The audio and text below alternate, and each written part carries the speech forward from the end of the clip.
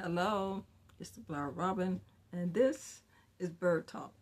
So, this is part two. In part two, I am talking about moral darkness. In part one, we talked about our past based on Ephesians 5:8. We are going to be studying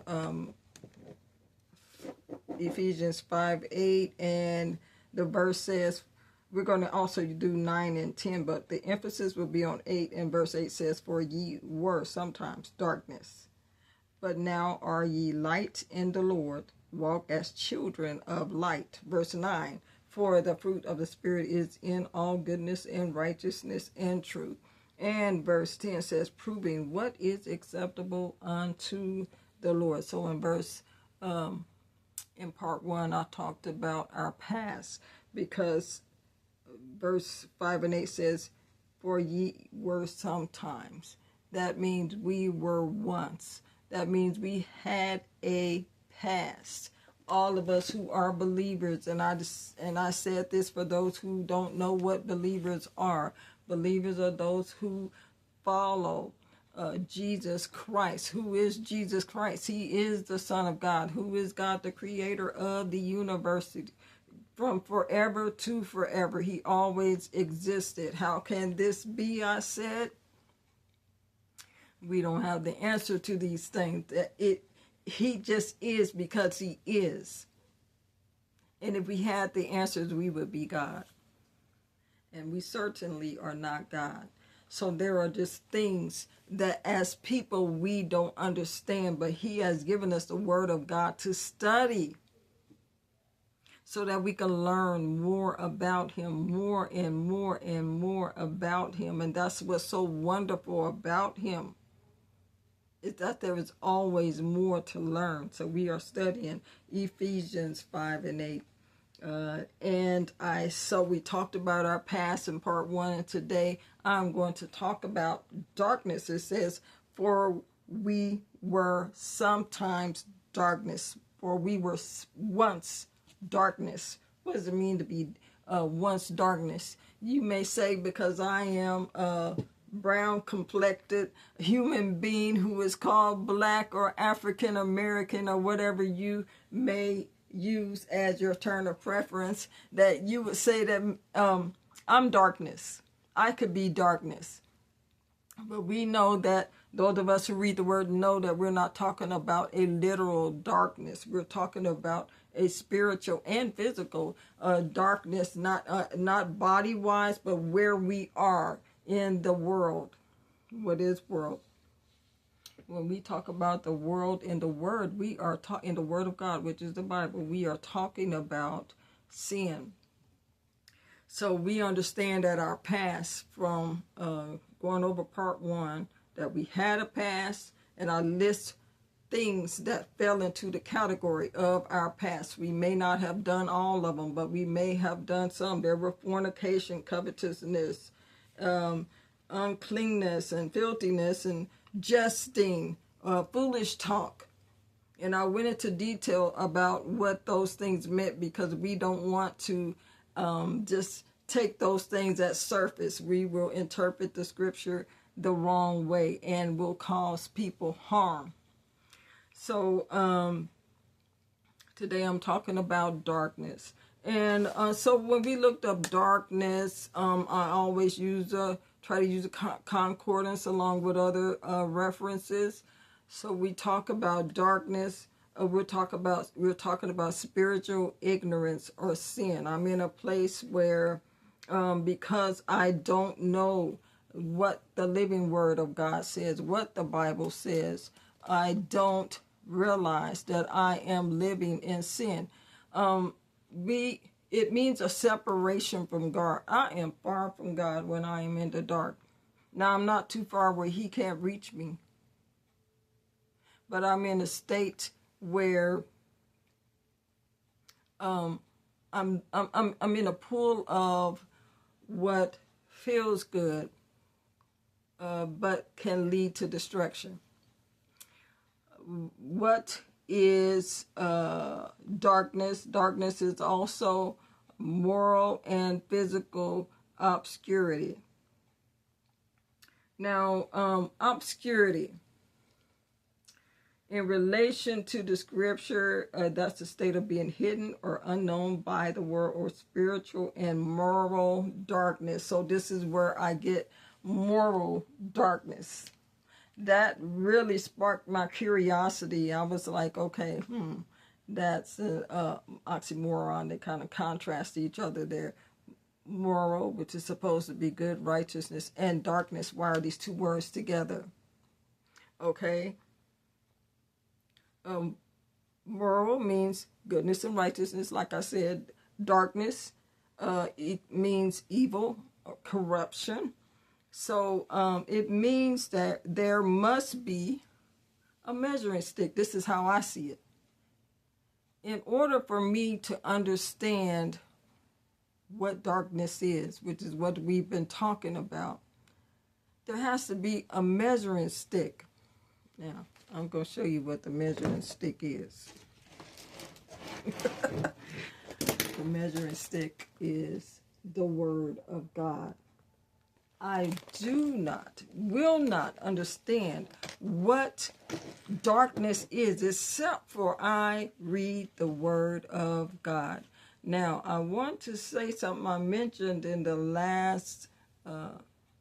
first part, that there's a trend that's going around where people are saying that I believe in Jesus and I believe in God, but I don't believe in the Word. And we know that the Word is Jesus. So you can't not believe in Jesus and believe, you cannot believe in the Word and not believe in Jesus. In the beginning was the Word. Isn't that what it says? And the Word was with God, and the Word was God. He is. Jesus is that Word. The Son of God is that Word. Who is God? Once again, He is the creator of the universe from forever to forever. The all-existent, forever present, always been here, always will be here, God. So this measuring stick is how I can tell what's good and what's bad. If I don't have something to measure myself by, then I walk in spiritual blindness. That's why so many today are continuing in sin, because they're not measuring themselves by the Word of God. They're measuring themselves by a feeling. I watched this young lady on one of the trends when she mentioned that she believes in Jesus and God, but not the Bible. Dear, you're spiritually blind. She mentioned a lot about feeling, how she does what she feels. Well, that can get you in a whole lot of trouble. And I always say, Dr. Fields has a saying, let me know how that works out for you. In the meantime, I'll be praying for you, seriously. So this measuring stick of the Word is what we measure our morality on. We would not know what was good except for the Word tells us what is good. We would base it on our own thoughts. There are people who tend to say what they think, that they want to place everybody in heaven. That God cannot be this guy. God cannot be a being who would send people to hell. So many people, I'm kid you not, if you flip through some of these medias, you will be shocked at some of the things that people believe, and that's why I try to make sure I mention the basics when I'm talking, because so many people are so confused, they're teaching themselves. They don't go to church. They have hang-ups. They're in the comments I'm reading. That's why I don't go to church, because this, and that's why I don't go to church because of that. I read my Bible at home. I have my own spirituality. And all of that's going to lead to destruction. And destruction leads to hell. What is the payment for sin? Hell. And yes, there is a hell. And people are going every day with thought process as those who are doing these trends. Ultimately, what people are saying is, I just want to do what I want to do. I'm trying to think of that song. I can't think of it. I know some of you know what I'm talking about, but I just do what makes me feel good. And then when they die, it's really not funny, but sometimes I'm just a little amused when people can live any old kind of way, and then when they pass, their family members, and I say this a lot, will put them on a obituary with wings on the back of their body, and then pay all this expense for fine caskets and the crown and the doves and the horse and buggy, and they're on their way to hell. And some people don't like to tell it like it is, but I don't want to face God for not telling the truth. If you don't know Jesus, if you're watching this and you are living in darkness,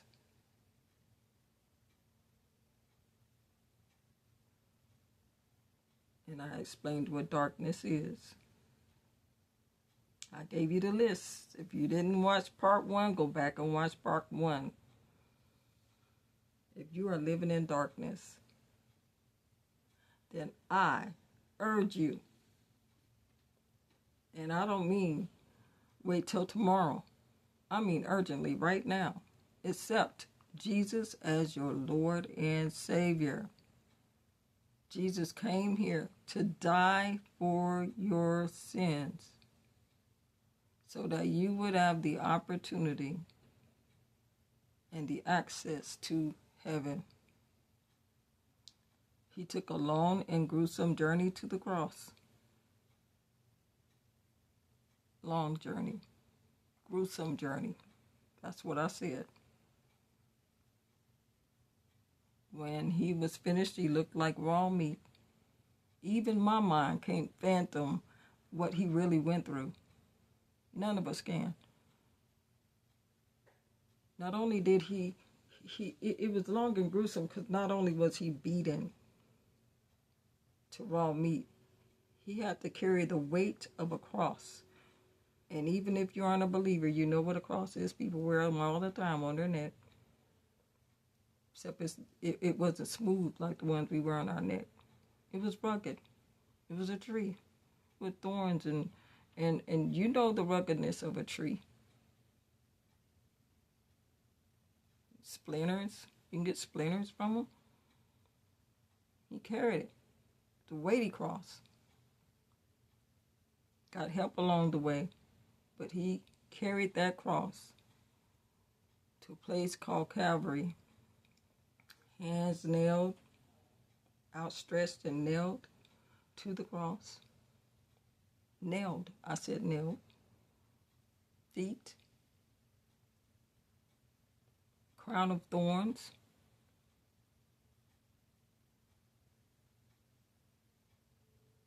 And he hung on that cross and endured it for 6 hours.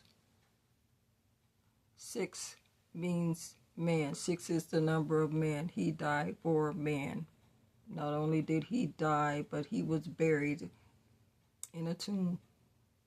And after 3 days, as he had promised, He rose from that tomb.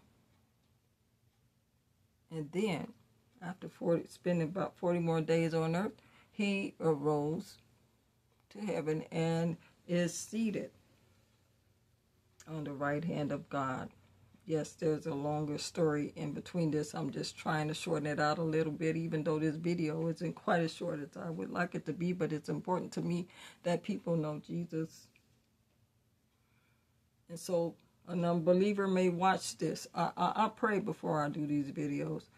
An unbeliever may watch this and think, all that stuff is a bunch of baloney. And the word was written by man, and it's been changed, and all these things they come up with. It's a choice at the end of the day. Will you believe? People are dying every day, and they don't have time to think about it. Some are dying suddenly. Don't take your life for granted. Stop the excuses, because that's what it is, excuses.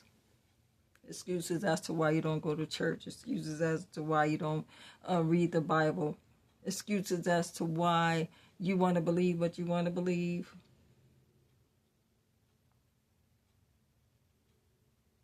There is no in between. Don't be fooled. And I'm just going to finish this by saying, I want you to walk out of darkness into what we call the marvelous light, and that is the light of Jesus Christ, which is what we'll be talking about in part 3. So if you will, join me for part 3, where we will talk about what it means to walk as children of light. Ephesians 5 and 8. Talk to you soon. Bye-bye.